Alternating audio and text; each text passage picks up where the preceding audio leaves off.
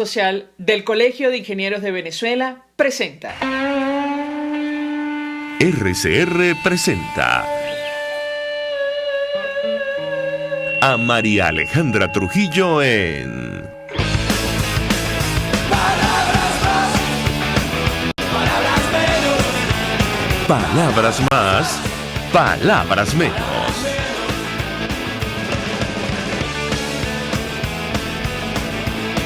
Muy buenos días, amigos de Radio Caracas Radio. Lo mejor este martes, 11 de febrero del año 2020. Todo el equipo que trabaja para ustedes a partir de esta hora los saluda.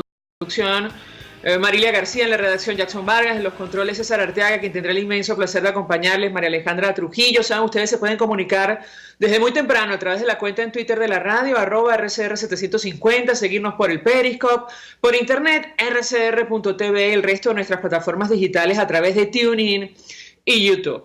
A propósito de lo que va a ocurrir en la jornada de hoy, el Parlamento Europeo debatirá si España infringió la política de sanciones de la Unión con el polémico viaje de Delcy Rodríguez a Madrid. Así lo titula Infobae de Argentina.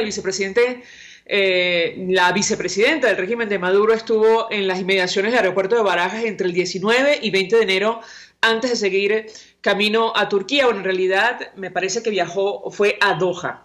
En el interín se reunió con el ministro de Transportes español, José Luis Ábalos, quien admitió el encuentro después de negarlo inicialmente. La funcionaria chavista tiene prohibida la entrada al país, lo mismo que el resto de los países del bloque. Recordar que efectivamente fue una decisión de la Unión Europea aprobar sanciones contra ella y varios funcionarios del equipo de Nicolás Maduro, entre otras cosas por la violación sistemática a los derechos humanos en nuestro país y socavar la democracia. Hay que comentar, entre otras cosas, que como lo publicaba Univision, la administración del presidente Donald Trump se prepara para intensificar las sanciones contra el régimen de Venezuela. Autoridades estadounidenses pronostican una nueva fase en la política hacia Venezuela después de una semana decisiva para el presidente interino Juan Guaidó en Washington. ¿Y en qué consistiría esta nueva fase? Bueno, se habla de sanciones secundarias aplicadas por Estados Unidos que están diseñadas, por ejemplo, para obligar a los bancos de todo el mundo a interrumpir las transacciones con regímenes deshonestos o arriesgarse a perder el acceso al sistema financiero estadounidense. Hay que decir que ayer Juan Guaidó emitía un mensaje grabado en el cual anunciaba su regreso a Venezuela y llamaba a la movilización popular. Estados Unidos advierte, y lo tomo del país de España, a Maduro de que haga bien sus cálculos y permita al líder opositor venezolano ingresar al país sin dificultad. Esto lo hemos conversado con ustedes en varias oportunidades. Hay que decir que el gobierno norteamericano también podría calificar al régimen de Maduro como terrorista, o al menos así lo adelantó James Story, encargado de negocios de los Estados Unidos, que está, saben ustedes, residenciados en Bogotá, por la actuación de las FAES. De todos estos temas, además de lo que está ocurriendo con la milicia, vamos a conversar con nuestro primer invitado, Javier Ignacio Mallorca. Él es periodista especializado en criminalística, consultor, miembro del Observatorio Venezolano del Crimen Organizado. Está al frente de la página web crímenesincastigo.com. Javier Ignacio, 1.000.000 de gracias por atendernos. Buenos días. Buen día, María Alejandra. Un placer hablar contigo y comunicarnos con tus oyentes. Un gusto conversar contigo, como siempre, Javier Ignacio. Antes de entrar en lo que está pasando puertas adentro en la Fuerza Armada Nacional y esto de las prácticas militares y la milicia, yo te pediría un comentario sobre las sanciones. Tú publicaste hace tiempo, y lo hablamos en su oportunidad, que varios altos cargos del régimen de Maduro incluso estaban haciendo esfuerzos para que levantaran sanciones en su contra. Bueno, hoy se discute lo ocurrido en el marco de este incidente, visita de Delcy Rodríguez a Madrid. Quisiera un comentario de tu parte al respecto. Te escuchamos. Sí, María Alejandra. Bueno, en lo personal, quien te habla no cree que la visita de Delcy Rodríguez a Madrid en víspera de la gira de Guaidó, digamos, ese capítulo que tuvo por España, tuviera realmente que ver con el levantamiento de las sanciones de las que ha sido objeto tanto Delcy Rodríguez como otros importantes operadores del oficialismo, sino más bien con la intención de generar un clima de opinión dentro del gobierno de Pedro Sánchez, de esa coalición de gobierno que está en España ahorita, para que se impidiera el desarrollo de la gira de Guaidó por ese país. Yo creo que ese era el propósito fundamental de la parada que hizo Delcy Rodríguez allí en Barajas y de la cual cada día se saben capítulos nuevos y en la medida en que pasa el tiempo, pues las versiones de los operadores del gobierno español pues han ido cambiando y entendemos que esto va a ser discutido en el Consejo Europeo porque sí, efectivamente hay una discusión planteada en cuanto a que la presencia de Rodríguez en Barajas pudo haber constituido una violación a las sanciones que han sido impuestas desde esa instancia, me refiero al Consejo Europeo. Hay una discusión allí sobre si el territorio que pisó Rodríguez en su estadía de unas 14 horas allí en Barajas, pues constituía o no suelo español, si podía darse por sentado que ella entró a territorio español con la anuencia de operadores del gobierno de ese país. Yo creo que esa es una discusión de orden técnico. Lo cierto es que, bueno, ella estuvo ahí y habló con personeros del gobierno. Eso es innegable. Entonces, hay una proximidad innegable del régimen venezolano, de importantes operadores del régimen venezolano con elementos del régimen español, bueno, que debe ser evaluada y discutida. Pues aquí en Venezuela pues las cosas no se ventilan debidamente, pero allá sí. En el Parlamento Europeo pues es un órgano colegiado donde se discuten las cosas con absoluta fluidez, y yo creo que ahí van a surgir datos muy importantes, hay que estar pendiente de eso. Ahora, Javier Ignacio, te preguntaba por qué, a pesar del discurso oficial, incluso el que ofrecía la propia Delcy Rodríguez en el marco de las sanciones a Conviasa, da la impresión que a ellos sí les importan las sanciones personales en su contra. Quisiera tu comentario. Claro, sí, efectivamente, las sanciones que han sido impuestas desde diversas instancias, partiendo desde el Departamento del Tesoro de Estados Unidos y pasando por Canadá, es decir, gobiernos que a título individual también lo han hecho, como Suiza, etcétera, hasta el Consejo Europeo, pues sí, claramente, las sanciones. Todo esto puede ser objeto de una larga discusión. Las sanciones tienen un propósito fundamental, María Alejandra, que es alterar el curso de cosas que ha establecido el régimen de Maduro. Esta deriva autoritaria que cada día pareciera asentarse aún más. Y en ese sentido, pues el efecto no se ha logrado, el propósito no se ha logrado, porque pareciera que mientras más sanciones se imponen, pues eso reafirma la deriva autoritaria. Pero, de otro lado, efectivamente, a título personal, sí hay una preocupación creciente, porque las sanciones impiden a importantes operadores del régimen y de todos los poderes que están asociados al régimen, me refiero no solo al Ejecutivo, también a los operadores del régimen judicial, en fin, a todos ellos les importa mucho que no van a poder disponer de las riquezas de las que han acumulado durante todos estos años, no van a poder tener alcance a ella porque esos dineros están congelados tanto en la banca estadounidense como en la banca que hace vida en Europa. Y esto tiene un sentido, María Alejandra. Recuerda que estos bancos europeos en su mayoría tienen cuentas, lo que llaman cuentas corresponsales en el sistema financiero estadounidense. Y por lo tanto ellos saben que si ellos facilitan operaciones a los representantes del régimen que han sido sancionados, pues ellos también, es decir, estas entidades financieras, estos bancos, pueden ser objeto de sanción.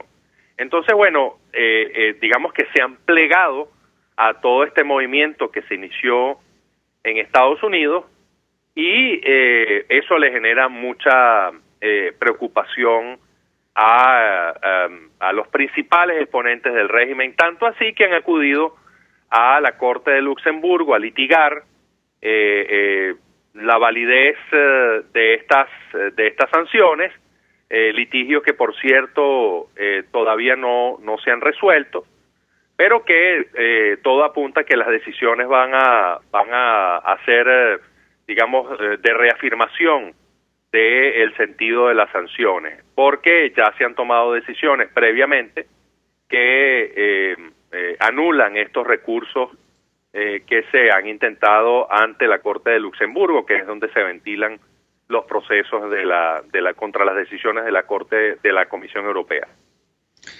Ahora, comentábamos, Ignacio, al inicio del programa, esta nota de Univisión que adelantaba, bueno, lo que estaría manejando la administración del presidente Donald Trump, esto de preparar más sanciones contra el régimen en Venezuela, muy similares a las que se han aplicado contra Irán. Se habla de medidas secundarias diseñadas para obligar a los bancos de todo el mundo a interrumpir las transacciones con regímenes deshonestos, arriesgarse a perder el acceso al sistema financiero estadounidenses. También se pueden utilizar para enfocarse en industrias específicas como la energía, la banca y el transporte marítimo.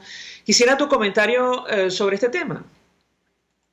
Sí, María Alejandra, Estados Unidos claramente va a seguir en esta línea de sancionar tanto a entidades jurídicas, es decir, empresas del Estado venezolano que de alguna manera posean operaciones en el exterior, léase, por ejemplo, el último caso que es Conviasa, y también a elementos del régimen. Yo creo que ahora van a ir bajando un poco más, digamos que el año pasado atacaron tanto a personeros de alto perfil, por decirlo así, de alta figuración, y también a partir de 2018 lo estaban haciendo, y también atacaban a lo que podríamos llamar elementos de segunda línea, que son importantes porque con sus actividades le dan solidez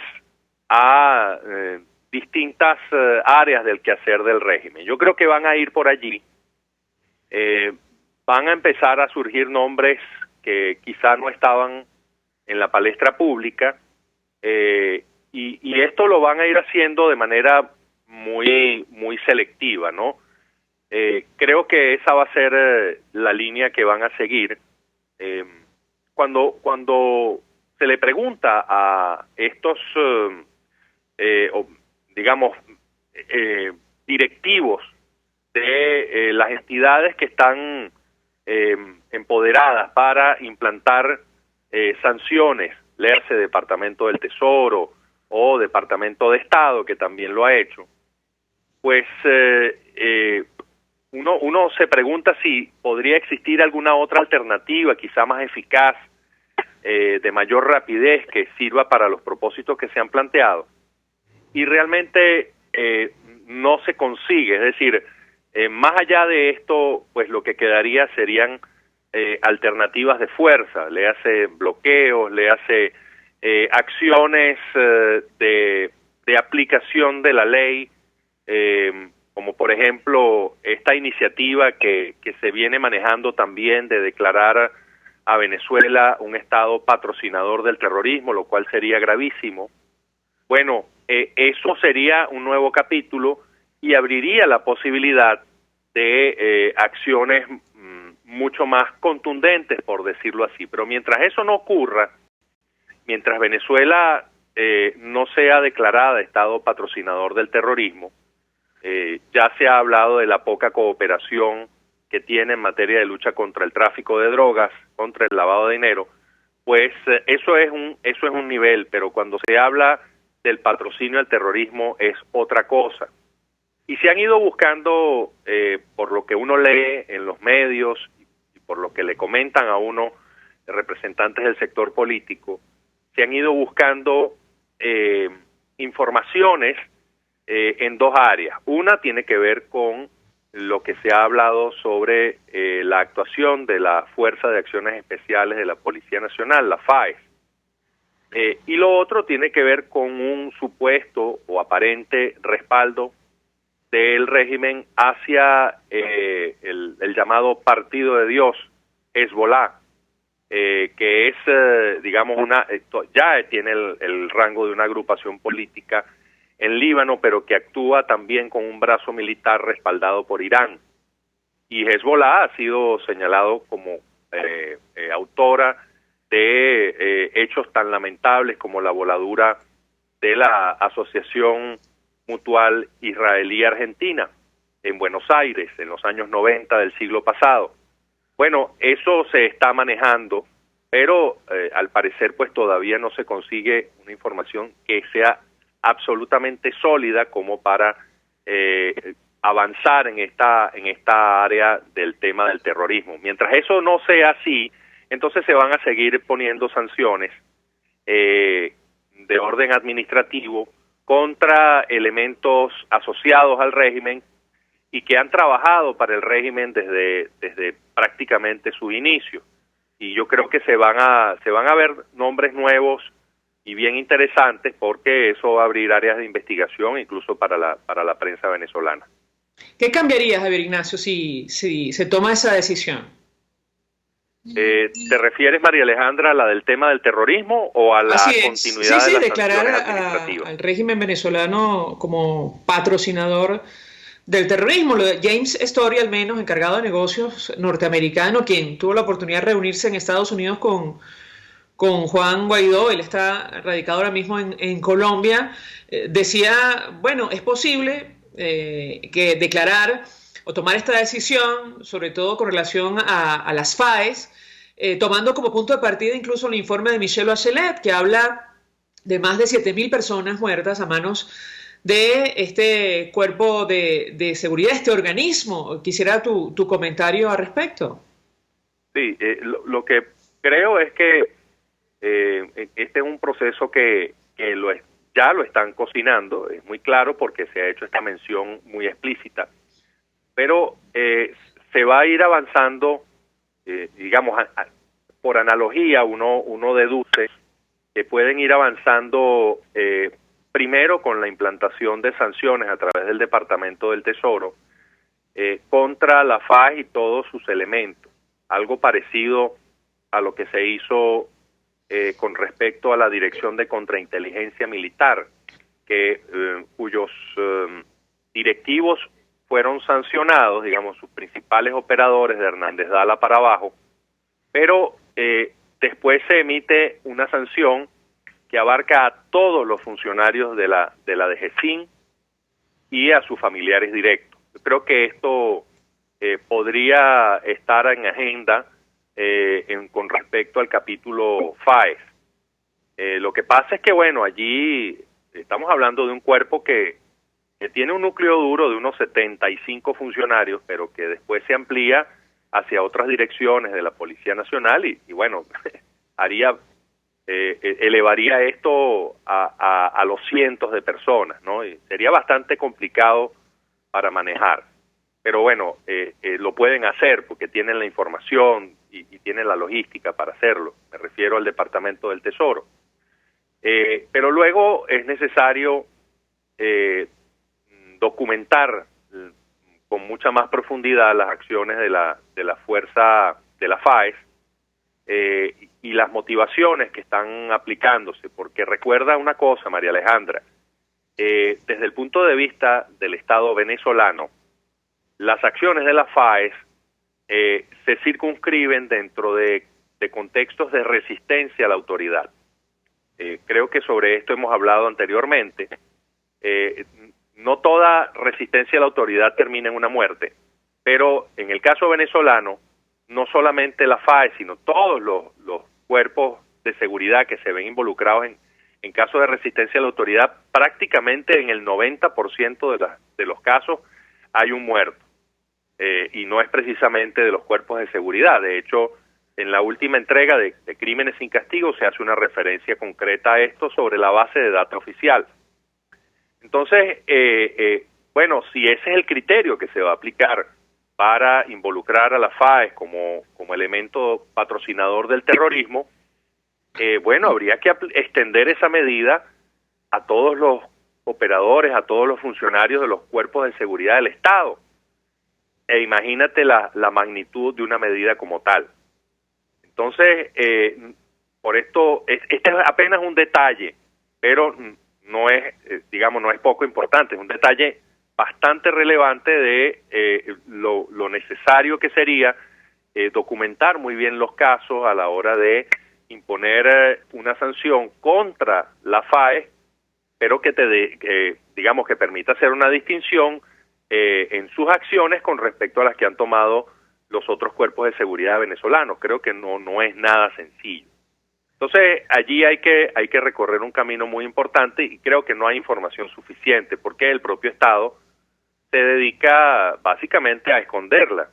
Fíjate que desde el mes de noviembre, los cuerpos de seguridad que eran aliados del gobierno y recibían unos reportes, unos documentos sobre el avance, la evolución de las cifras de seguridad, bueno, a partir de noviembre empezaron a recibir el documento sin las cifras de resistencia a la autoridad, así que ni siquiera ese dato se ha podido manejar, digamos, de manera más amplia desde hace ya unos 3-4 meses.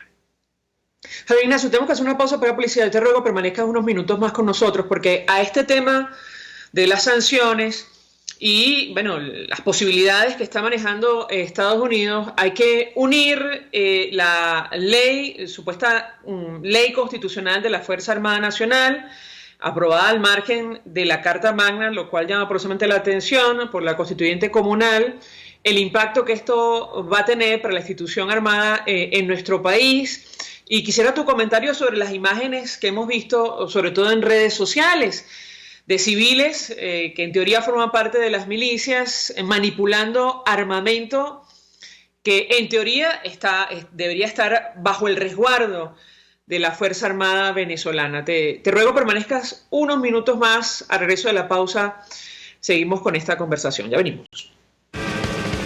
Usted escucha Palabras Más, Palabras Menos en RCR 750 AM. Puedes seguirnos en nuestras redes sociales.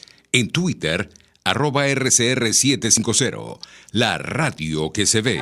Mensaje del ingeniero Kenick Navarro, presidente del FONPRES CIB. Apreciado colega ingeniero, arquitecto y afín, el Fondo de Previsión Social del Colegio de Ingenieros de Venezuela, FONPRES CIB, diseñó para la protección de tu salud el Sistema Integral de Previsión Social. El mismo tiene a tu disposición beneficios de la solvencia, asistencia primaria de salud, el plan de salud con coberturas de acceso VIP, todos estos planes pensando en la protección de tu familia. Para mayor información visita fonprescibe.net.be, Colegio de Ingenieros de Venezuela, construyendo futuro. Serovka es una empresa que cuenta con un equipo de físicos, médicos, ingenieros, arquitectos y técnicos que brindan protección y seguridad radiológica a todas las clínicas. Serovka también ofrece capacitación al personal médico, técnico y de enfermería, así como la divulgación científica a pacientes sobre radioterapia, medicina nuclear y radiodiagnóstico. www.serovka.com y en las redes @Serovka. Serovka, empresa líder en protección radiológica con cobertura en toda Venezuela, América Latina y el Caribe. RCR 750 AM, porque lo bueno une.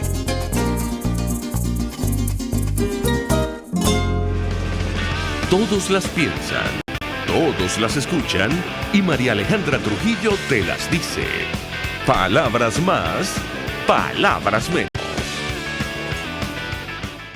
Continuamos, amigos, palabras más, palabras menos, hablando acerca de la seguridad en nuestro país a la luz de lo que ha ocurrido con las medidas, las iniciativas de la comunidad internacional a propósito de la crisis venezolana, y sin duda nos toca hablar de lo que está pasando con la Fuerza Armada Nacional. Se aprueba ley constitucional, y esto lo ponemos entre comillas, de la institución armada en nuestro país, al margen, por cierto, de la Carta Magna, y con las mismas características, como has escrito tú, Javier Ignacio, de la reforma que en su momento presentó o promovió el expresidente Chávez y que fue rechazada por los venezolanos en el año 2007. Quisiera conocer qué información puedes compartir con nosotros frente a qué escenario estamos. Preocupa y mucho las imágenes que hemos visto de civiles sin preparación, apenas manejando armamento de gran potencia que en teoría está bajo el resguardo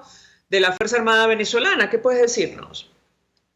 Bueno, María Alejandra, eso daría para un programa completo, pero digamos, la ley constitucional, como la llaman, de la Fuerza Armada Nacional Bolivariana, que fue aprobada por la Asamblea Nacional Constituyente y publicada en Gaceta Oficial el 30 de enero, si la memoria no me falla, contiene cambios en algunos artículos, digamos, en la redacción de algunos artículos que venían de la ley aprobada vía habilitante en noviembre de 2014, y tiene 20 artículos más.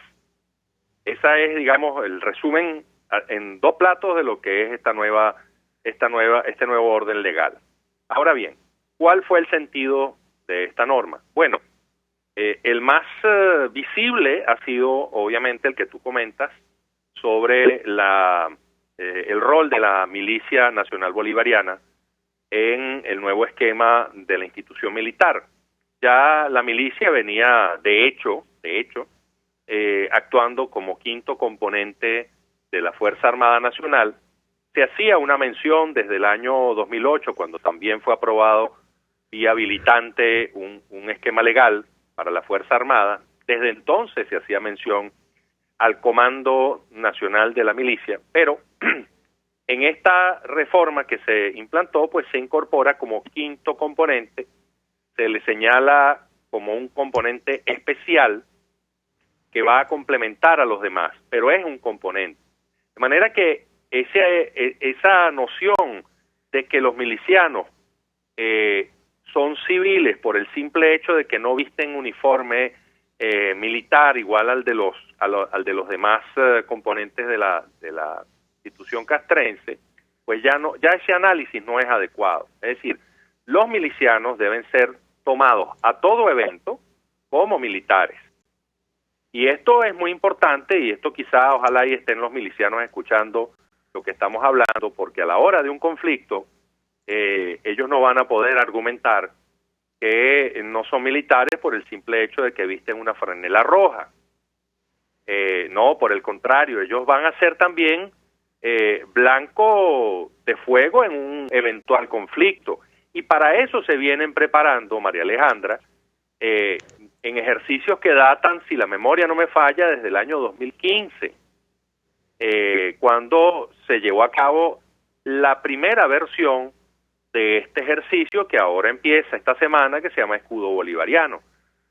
Digamos, la primera vez que se llevó a cabo un ejercicio con esa denominación fue en 2015 y contaba con la participación de milicianos en el ejercicio de unos roles, por cierto, que se parecen mucho a los que se han podido colegir a propósito de estos videos que se están divulgando.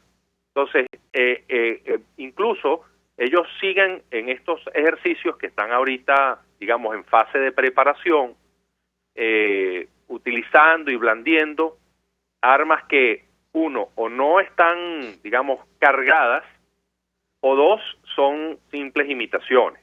Eso hay que aclararlo, ¿no? Porque en el resto de los componentes de la institución militar siguen existiendo resistencias a el acatamiento de esta orden impartida por Maduro claramente en la segunda quincena de diciembre del año pasado, en cuanto a que todos los milicianos tienen que estar armados y provistos por lo menos de un fusil. Bueno, no solamente hay resistencia dentro de la institución militar, sino que, María Alejandra, es materialmente imposible entregar un fusil a cada miliciano. Ya es materialmente imposible hacerlo con los miembros regulares de la Fuerza Armada, es decir, podríamos decir los miembros de los componentes tradicionales. Ya uno los ve en la calle, uno ve los rondines de la Guardia Nacional y se percata de que no todos tienen fusil, es más, no todos tienen siquiera la pistola reglamentaria, algo que anteriormente era lo usual. Todos los militares llevaban su pistola reglamentaria o fusil. En los casos de los rondines que uno puede ver que se hacen alrededor de la Comandancia General de la Guardia o que hacen en algunas instalaciones y que digamos, ellos los obligan a caminar por la calle, uno ve que no están armados. Entonces, si eso pasa con los componentes habituales, ¿cómo será de difícil entonces entregarle un fusil a cada miliciano? Eso no va a ocurrir por ahora y tendría que pasar un tiempo relativamente largo para que esa orden se concrete. Es más, María Alejandra, me permito manifestar dudas en cuanto a las cifras que se han estado dando sobre el número de milicianos. Están hablando ya de que supuestamente son más de 3 millones. Bueno, uno no los ve por ningún lado. Uno ve a los mismos que estaban hace 2 años, hace 3 años. Es más, la información que le llega a uno es que cada vez son menos milicianos. ¿Por qué? Bueno, igual que los demás miembros de la Fuerza Armada, pues se van desilusionando. Ya los incentivos que hay para permanecer en la institución militar no son tan efectivos. La caja CLAP llega cada vez con menos mercancía. El acceso a las líneas de crédito, la seguridad social de los militares está cada vez peor. Un militar, María Alejandra, digamos, la parte baja de la pirámide no te gana, como sueldo regular, no gana $10, el equivalente, obviamente. Entonces, y los sueldos, digamos, la mayor asignación para ellos mensualmente les llega en forma de bonos, algo que, digamos, ocurre en el resto de la administración pública, también sucede en la Fuerza Armada, pero a ellos no les gusta eso, porque bueno, ellos sienten que hay una actividad de demasiado compromiso, muy demandante en lo físico y en lo psicológico, y la retribución es muy baja. Esa es una de las razones por las que en esta nueva reforma que se implanta a través de la ANC, se incluye un capítulo sobre el Banco de la Fuerza Armada, y con esto hay que estar sumamente pendientes, y se abre la posibilidad de crear un fondo especial militar que va a estar manejado directamente por el ministro de la Defensa y cuyo propósito, según la ley, es solventar, es compensar todas las deficiencias presupuestarias que se están presentando dentro de la nómina del Ministerio de la Defensa y obviamente en las demás áreas del quehacer militar.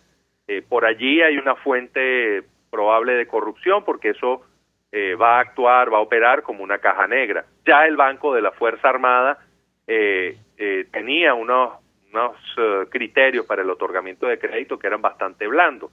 Bueno, ahora con esta nueva ley va a ser mucho más fácil el otorgamiento de créditos, no va a haber límite alguno, y entonces te imaginarás cómo se irá manejando eso si las instituciones que tenían alguna tradición en la Fuerza Armada, como por ejemplo Seguros Horizonte, tenían quiebras periódicas, y al punto que ya Seguros Horizonte no es admitido en la mayoría de las clínicas del país.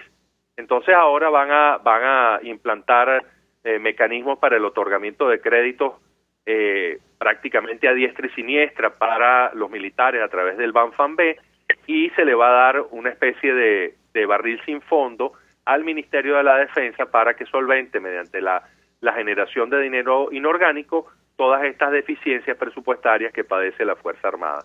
Bueno, todo esto está conectado, María Alejandra, pero lo cierto es que estamos ante una institución militar que está cambiando su modelo, está pasando de ser un ejército profesional y se está convirtiendo en algo que pareciera ser un híbrido. El exdiputado Sculpi, que analiza estos temas, cree que el ejército venezolano se dirige a una especie de mezcolanza entre los modelos de ejército revolucionario y ejército popular, y eso es lo que explica esta promoción tan intensa que se hace desde el Ejecutivo a la Milicia Nacional Bolivariana.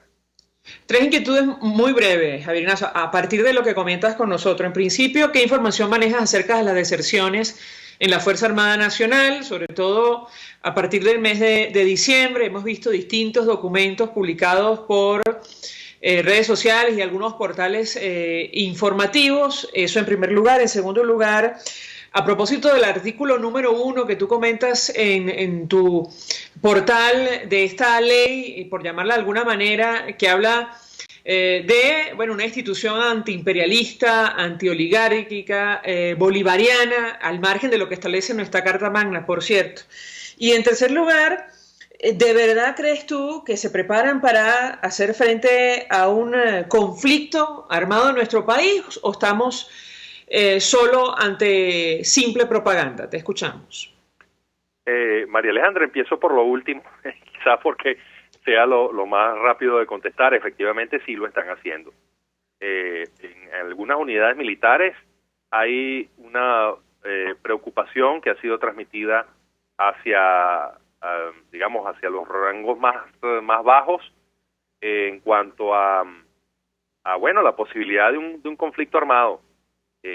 Eso quizá aquí en Caracas no se vea mucho, pero en el interior del país, en los estados de los llanos, en los estados de fronteras, sí, por lo menos los jefes se han encargado de decirle eso a sus subalternos, ¿no? Ahora, de allí a que ejecuten todo lo debido, en consecuencia a esta creencia, bueno, ya eso está por verse porque no hay los recursos. Eso por una parte. Luego, el tema de la caracterización que se hace en el artículo 1 de la nueva ley con respecto a la Fuerza Armada, eso de calificarla antiimperialista, antioligárquica, bolivariana. Bueno, sí, eso todo estaba en el proyecto que presentó el entonces presidente Hugo Chávez para la reforma constitucional en 2007 y que fue rechazado en referéndum popular. Pero bueno, hemos visto que en otros aspectos se han ido imponiendo a los venezolanos aspectos que fueron rechazados en ese mismo proyecto. Toca ahora esto, lo hacen a través de la constituyente, que bueno, siendo un órgano colegiado, quizá piensan que quizá allí se diluye un poco las responsabilidades. Bueno, pero revisen bien la ley que ha sido aprobada, esa ley constitucional. Hay un detalle que no fue observado por quien te habla, María Alejandra, sino por analistas de esto en círculos, digamos, de análisis. Esa ley nada más tiene 5 firmas. No cuenta con las firmas de los constituyentes. Aparentemente ellos ni siquiera la conocían el texto. Eso lo presentó el ministro Padrino en la segunda mitad de diciembre en un acto que fue público. Se lo entregó a Diosdado Cabello y esa ley después no bajó a los constituyentistas, nunca. Y cuando la aprobaron el 30 de enero, todos alzaron la mano sin haberla siquiera discutido y no hubo ningún tipo de debate. Y las firmas que hay son las de Diosdado Cabello y el resto de los directivos de la constituyente, no están los constituyentistas. Uno podría discutir si de verdad esa ley tenía que ser ventilada allí, porque bueno, la constituyente está para elaborar una nueva constitución y no textos legales, en fin, pero ya vemos el curso de acción que está teniendo esto, que hasta con leyes tributarias se mete. Entonces, de ser así, pues tendrían que haberla firmado todos ellos. Ahí hay una serie de detalles que podríamos analizar con bastante profundidad. Y disculpa, María Alejandra, la primera cuestión que habías planteado tenía que ver con... Las deserciones, Javier Ignacio. ¿Perdón? Las deserciones, es decir, los militares que han abandonado las la deserciones, institución. mira, hace 2 semanas se reportó la deserción de un grupo de 6 elementos que estaban en, si mal no recuerdo, en unidades militares del estado Bolívar. Digamos que son, esto por poner un ejemplo más reciente de un proceso que se viene viendo ya desde hace bastante tiempo y que se agudiza cuando vienen temporadas como la de diciembre, pero también en las épocas de, por ejemplo, en los carnavales que se establecen guardias especiales. Bueno, cuando se retorna a la normalidad, entre comillas, que todos los militares tienen que ir a su unidad, entonces se dan cuenta de que faltan una cantidad creciente de ellos, sobre todo lo que se conoce como tropas profesionales. Bueno, las deserciones van, María Alejandra, desde esos elementos de tropa profesional hasta incluso alumnos de la Academia Militar, de la Academia del Ejército, lo que llaman ahora Universidad Militar, pero también en la Universidad Militar de la Guardia Nacional, por múltiples razones, pero básicamente por esta decepción generalizada en cuanto a lo que se planteaba como una ilusión en cuanto a la vida militar y lo que en realidad ellos ven allí.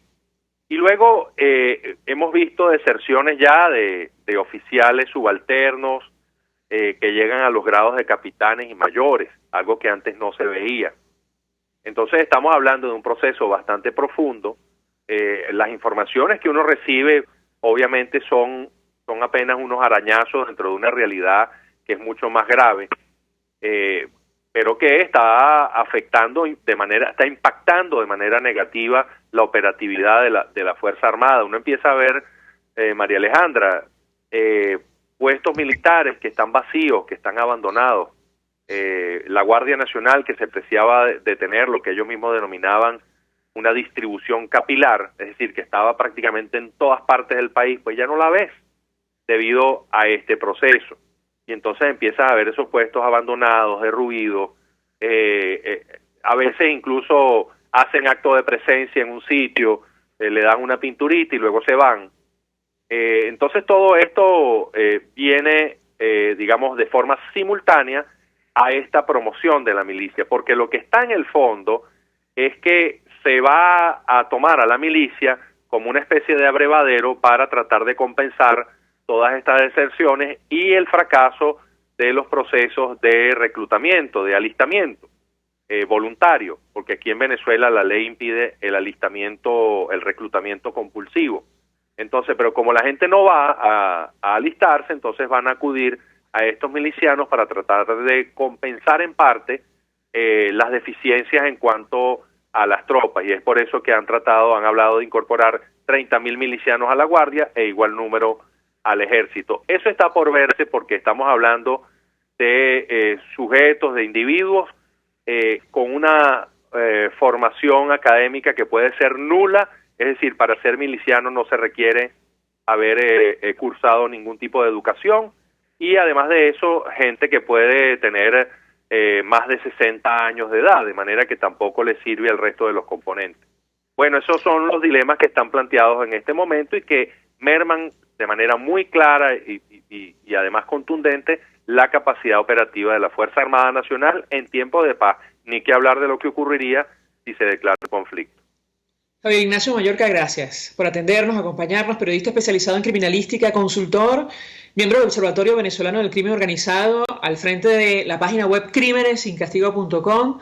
Vamos a la pausa, a eso venimos con más. Está escuchando Palabras Más, Palabras Menos, por RCR 750 AM. Puedes seguir nuestra programación a través de rcr.tv, la radio que se ve. Mensaje del ingeniero José Peraza, tesorero del FOMPRES CIB. Estimado colega ingeniero, arquitecto y profesional afín, el Colegio de Ingenieros de Venezuela y el Fondo de Previsión Social, preocupado por la salud de tu familia, ha diseñado un sistema de salud integral que coloca a tu disposición y que contiene asistencia primaria de salud, ambulancia, hospitalización, cirugía, oftalmología, dermatología, fisioterapia, psicología, odontología, farmacia y funerario. Para mayor información, visítanos a nuestros portales ceibet.net.be, fompreseibet.net.be, Colegio de Ingenieros de Venezuela, construyendo futuro. ¿Vas a emigrar a otro país? Trámites Legales Express. Expedimos, legalizamos y apostillamos tus documentos para el exterior. 0424-249-0332. Pregunta por Salvatore y l'originale. Trámiteslegalesexpress@gmail.com. La solución en tus manos. En RCR somos vanguardia. Toda la programación de tu RCR también la puedes seguir a través de la internet. Audio y video en tiempo real. Noticias y mucho más. No te pierdas ni un segundo de nuestra programación. No hay excusa ni cadena que valga para que dejes de escucharnos. Ingresa a rcr.tv, la radio que se ve. RCR 750 AM, porque lo bueno une. Información, opinión, contraste. María Alejandra Trujillo está en Palabras Más, Palabras Menos. Palabras más, palabras menos, y para hablar acerca de lo que está ocurriendo en el marco de la persecución puertas adentro en la Fuerza Armada Nacional, nos acompaña Ana Leonora Costa, abogada. Ella forma parte de la Coalición por los Derechos Humanos y la Democracia. Un millón de gracias por atendernos. Buenos días. Hola, muy buenos días.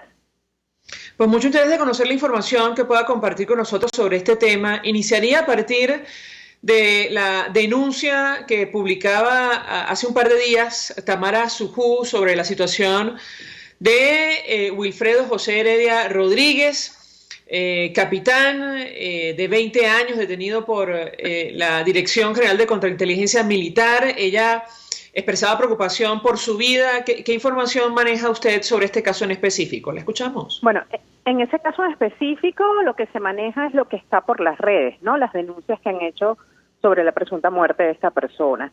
Sin embargo, lo que sí manejamos es muchas denuncias de personas desaparecidas a partir de esta toma en el fuerte de Luepa, en el estado Bolívar. Esto fue el 22 de diciembre.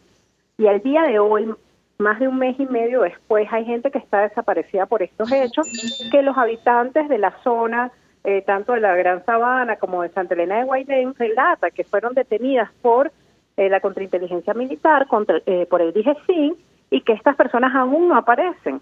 De hecho, tenemos el caso en específico del economista Juan Gámez, que fue llevado el día 24 de diciembre desde Santa Elena de Guairén y el día de hoy no ha sido presentado ante ningún tribunal. Su familia, con otras familias que han estado buscando a sus familiares, han podido conocer que se encuentra en la sede de la contrainteligencia militar en Bolivia, en Caracas. Sin embargo, no han podido verlo, no han podido tener contacto con él, simplemente le dicen que están ahí para investigaciones. Entonces, bueno, esto es una situación completamente irregular. Se presume que estas personas que están desaparecidas han sido torturadas, y bueno, aquí lo que vemos es el deterioro del Estado de Derecho en Venezuela y cuando las instituciones no funcionan. Porque aquí no hay un ministerio público que ante una denuncia tan grave como la que hacía Tamara Sujú abra una investigación para conocer la verdad. Cuando me preguntabas qué información tienen, bueno, nosotros tenemos la información que nos dan los familiares, las denuncias que nos hacen los familiares, pero no hay ninguna información oficial, no hay ningún tipo de investigación con denuncias tan graves y hechos tan graves como esto. También veíamos la denuncia que se hacía con respecto al sargento Darwin Balaguera, que fue herido también en Santa Elena de Guairén el 22 de diciembre y que fue atendido un mes después de tener esa herida aquí en Caracas en el hospital militar y el cual tampoco ha sido llevado a un tribunal y se desconoce su condición. Entonces aquí lo que vemos es una barbarie con respecto a los derechos humanos, con respecto al derecho al respeto a la dignidad humana. y no hay tribunal, no hay ministerio público. Estas fuerzas de inteligencia o estas fuerzas de seguridad están por encima de cualquier ley y por encima de la Constitución. Ahora, sobre este caso en específico, la gravedad de lo que se ha dicho es que estaríamos frente a una situación similar a la del capitán Acosta Arévalo. Ustedes, en lo personal, desde su organización, ¿han tenido contacto con los familiares del capitán Wilfredo José Heredia? No hemos recibido esa denuncia del capitán. En este caso no, solo lo que está por las redes. Hemos recibido otras denuncias, como comenté, de otras 2 personas. El sargento, que fue herido en una pierna y por un disparo, un arma larga, y fue atendido un mes después, traído desde el estado Bolívar, de otras personas, de algunos indígenas que aún se encuentran desaparecidos, algunos femones que todavía no se han presentado ante tribunales. Y lo asombroso es que no hay tribunal tampoco a donde ir.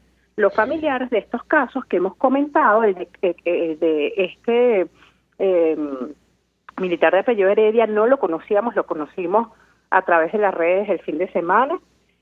No tienen dónde acudir, no hay un tribunal de instancia. Algunas de estas personas que fueron detenidas, unas 20, fueron presentadas ante un tribunal civil acá en Caracas, y cuando los abogados de la defensa y los familiares han preguntado por los otros, lo que nos han dicho es que los heridos, falta por presentar los heridos todavía, pero sin tener ningún tipo de información oficial, sino simplemente este comentario, y uno se hace la pregunta, ¿heridos de qué? Justamente nos viene a la mente lo que es el caso del capitán Acosta Arévalo, que fue torturado hasta morir. Entonces, bueno, es una situación en realidad crítica la que viven estos familiares y la que se vive en Venezuela con respecto a estas situaciones. ¿Cuántos militares están detenidos en este momento, según la información que ustedes manejan? Sí, según nuestra última cifra del mes de enero, el cierre de enero, hay 207 militares detenidos. En su mayoría se encuentran en la cárcel militar de Ramo Verde y en la contrainteligencia militar de Boleita. ¿En qué condiciones?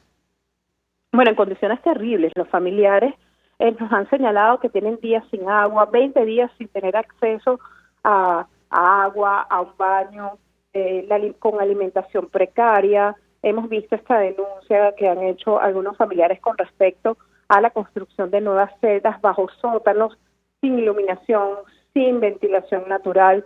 La verdad que hemos estado pidiendo a los organismos internacionales, ya que los nacionales no han dado respuesta, en este caso en específico a la Organización de Naciones Unidas, a la Oficina de la Alta Comisionada, que hagan una inspección en estas cárceles, en estos centros de detención, donde nos denuncian situaciones abusivas, situaciones graves a los derechos humanos de las personas que se encuentran ahí detenidas, en este caso con respecto a las condiciones de reclusión, sin ningún tipo de esparcimiento. Muchas personas nos dicen hasta de 20 personas en una misma celda, situación que por supuesto va en contra de la dignidad humana. Ana Leonor Acosta, gracias por atendernos y acompañarnos estos minutos, abogada. Forma parte de la coalición por los derechos humanos y la democracia. Vamos a la pausa y ya venimos. Escuchas a María Alejandra Trujillo en Palabras Más, Palabras Menos, por RCR 750 AM. Mensaje del ingeniero Kenick Navarro, presidente del FOMPRES CIB. Apreciado colega ingeniero, arquitecto y afín, el Fondo de Previsión Social del Colegio de Ingenieros de Venezuela, FOMPRES CIB, diseñó para la protección de tu salud el Sistema Integral de Previsión Social. El mismo tiene a tu disposición beneficios de la solvencia, asistencia primaria de salud, el plan de salud con coberturas de acceso VIP, todos estos planes pensando en la protección de tu familia. Para mayor información visita fomprescib.net.be, Colegio de Ingenieros de Venezuela, construyendo futuro. Si quieres disfrutar de la exquisita gastronomía nacional o internacional, acércate a Bueno Restaurant y date un gustazo. Bueno Restaurant es el más visitado por los comensales de Caracas, interior y exterior de Venezuela. Disfruta de la buena mesa en la 6ª Avenida de Altamira entre 3ª y 5ª Transversal. Bueno Restaurant, deleita tu paladar. Se dicen, se ocultan, se piensan, se descubren. Palabras más, palabras menos. Con María Alejandra Trujillo. Continuamos, amigos, palabras más, palabras menos. Cerramos con información, un dato: aumentaron a más de 1.016 personas fallecidas y 42.638 casos confirmados, productos del coronavirus en China, según información que daba a conocer ayer la Organización Mundial de la Salud. Nosotros nos despedimos, lo hacemos a nombre de Gémenes Tares en la Dirección General de la Estación, en la gerencia de producción Willy Charcaya, en la producción Mariela García, en la redacción Jackson Vargas, en los controles César Arteaga, quien tuvo el placer de acompañarles, María Alejandra Trujillo. El Fondo de Previsión Social del Colegio de Ingenieros de Venezuela presentó. RCR presentó Palabras Más, Palabras Menos. RCR 750 AM.